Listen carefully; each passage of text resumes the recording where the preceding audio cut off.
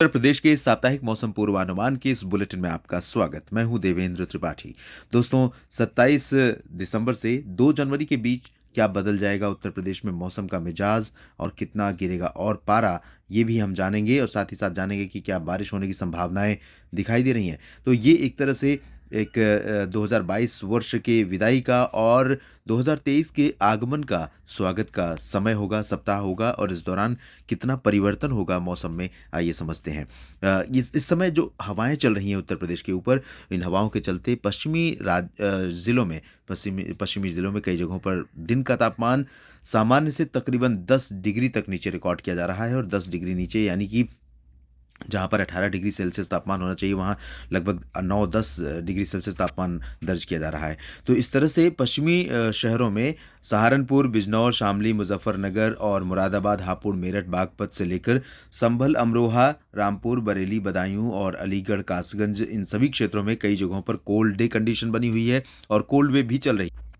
यानी न सिर्फ शीतलहर का प्रकोप रात और सुबह के समय है, बल्कि इन शहरों में पश्चिमी हवाओं के चलते और दिन में धुंध होने के चलते धूप का असर कम हो रहा है, जिसकी वजह से मैक्सिमम टेम्परेचर ज़्यादा नहीं बढ़ रहा है और इस वजह से यहाँ पर लोगों का बुरा हाल हो रहा है। घना कोहरा भी सुबह के समय कई जगहों पर छाया रहा, लेकिन अब पश्चिमी हवाएं तेज़ होंगी तो धीरे धीरे हवाओं के साथ ये कोहरा साफ होने लगेगा। बात वहीं अगर मध्य और पूर्वी शहरों की करें तो यहाँ लखीमपुर खीरी से लेकर सीतापुर, हरदोई, लखनऊ, बाराबंकी, बहराइच, श्रावस्ती, बलरामपुर और गोंडा, फैज अयोध्या, रायबरेली, अमेठी और कानपुर से लेकर हमीरपुर, महोबा, झांसी, ललितपुर, चित्रकूट, कौशाम्बी, प्रयागराज, भदोही, जौनपुर, प्रतापगढ़, सुल्तानपुर, अंबेडकर नगर, गोरखपुर, कुशीनगर, देवरिया, बलिया, गाजीपुर, चंदौली, सोनभद्र और मिर्ज़ापुर, भदोही, इन भागों में पश्चिमी हवाओं का असर इससे पहले थोड़ा कम हो गया था।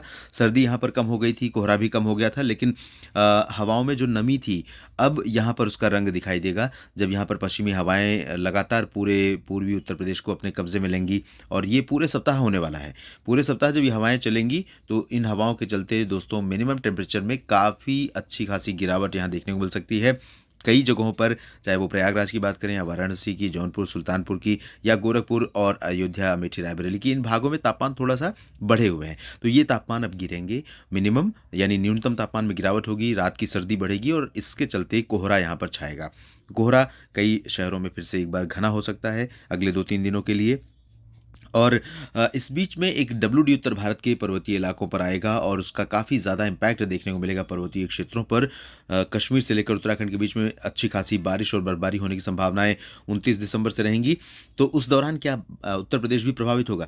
तो इसके लिए मैं कहूँगा कि 29 से लेकर 31 दिसंबर के बीच में जो पश्चिमी ज़िले हैं, सहारनपुर और शामली, मुजफ्फरनगर, बिजनौर, बागपत, मेरठ, मुरादाबाद, अमरोहा, रामपुर, बरेली, इन भागों में कुछ स्थानों पर बादल छाने की संभावनाएं बन सकती हैं। गाजियाबाद और हापुड़ तथा बुलंदशहर में भी, गौतम बुद्ध नगर में भी बादल दिखाई दे सकते हैं। बारिश की उम्मीदें, हो सकता है कि सहारनपुर, बिजनौर में और आसपास के कुछ एक इलाकों में थोड़ी बहुत बूंदाबांदी हो जाए, वैसे चांसेस बारिश के बहुत रेयर नज़र आ रहे हैं।